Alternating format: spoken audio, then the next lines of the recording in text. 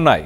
So మొత్తం మీద west Bengal మనం ఒకసారి చూస్తే 2021లో 8 ఫేసెస్లో అక్కడ ఎన్నికలని నిర్వహించారు. కానీ ఈసారి 2 ఫేసెస్లో మాత్రమే.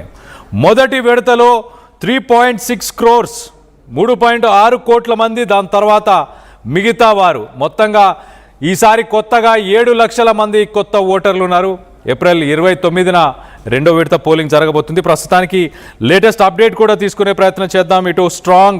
ఇటు బీజేపీకి సంబంధించిన నాయకులు కానీ ఇటు టీఎంసీకి సంబంధించిన నాయకులు ఎక్కడ పోటీ చేస్తున్నారు, అలాగే ఎంత ఓటు శాతం నమోదైంది ఇప్పటిదాకా తెలుసుకునే ప్రయత్నం చేద్దాం. మా ప్రతినిధి మధు అందుబాటులో ఉన్నారు. మధుతో మాట్లాడి తెలుసుకునే ప్రయత్నం చేద్దాం. మధు, చెప్పండి, వెస్ట్ బెంగాల్లో ప్రస్తుతానికి ఓటింగ్ పర్సంటేజ్ ఎక్కడ దాకా వచ్చింది? ఓటింగ్లో ఎంతమంది పాల్గొన్నారు? అండ్ ప్రధాన పార్టీలకు సంబంధించిన నాయకులు ఎక్కడి నుంచి కంటెస్ట్ చేస్తున్నారు? ఎగ్జాక్ట్లీ ఈసారి కాస్త ప్రతిష్టాత్మకంగా తీసుకుంటున్నాయి అన్ని పార్టీలు కూడా పశ్చిమ బెంగాల్లో. ముఖ్యంగా బీజేపీ, తృణమూల్ కాంగ్రెస్, టీఎంసీ ఈ ఇద్దరి మధ్య హోరాహోరీ కొనసాగుతుంది. ఇంప్లిమెంటేషన్ తర్వాత జరుగుతున్నటువంటి ఎన్నికలు కావడంతో పెద్ద హైప్ క్రియేట్ అయింది పశ్చిమ బెంగాల్ కి సంబంధించినటువంటి దాంట్లో. మొత్తం 16 జిల్లాలలో 152 నియోజకవర్గాల్లో ఎన్నికలు జరుగుతున్నాయి కాబట్టి భారీ భద్రత ఏర్పాటు చేశారు. ఎప్పుడూ లేనట్టుగా దేశంలోనే ఇంత భారీ భద్రత మధ్య జరుగుతున్నటువంటి ఎన్నికలుగా పశ్చిమ బెంగాల్ ఎన్నికలు పరిప్రకెత్తా ఉన్నాయి. దాదాపు 2,50,000 మంది కేంద్ర పోలీసు బలగాలు, భద్రతా బలగాలతో అంత పెద్ద ఎత్తున భద్రత ఏర్పాటు చేసినటువంటి situation.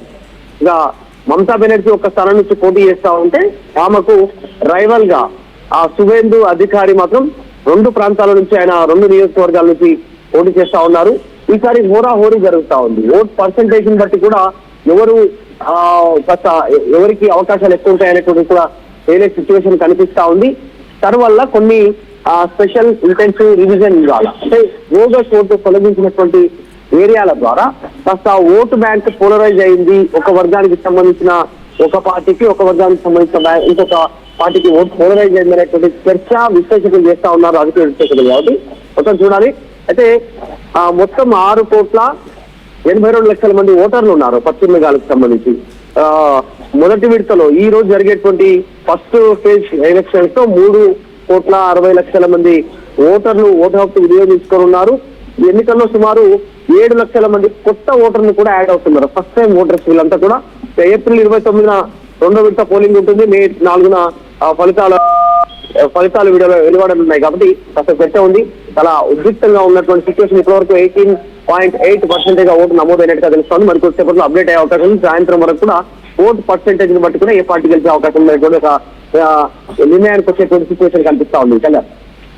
Right Madhu, thanks for the latest update. మొత్తం మీద ఇటు బీజేపీకి సంబంధించి ఒకసారి మనం చూస్తే కనుక 2021లో బీజేపీ 59 స్థానాలు, ఇటు 152 సీట్స్లో ఫస్ట్ ఫేజ్లో 59 స్థానాలు, అలాగే తృణమూల్ కాంగ్రెస్ 93 స్థానాలు.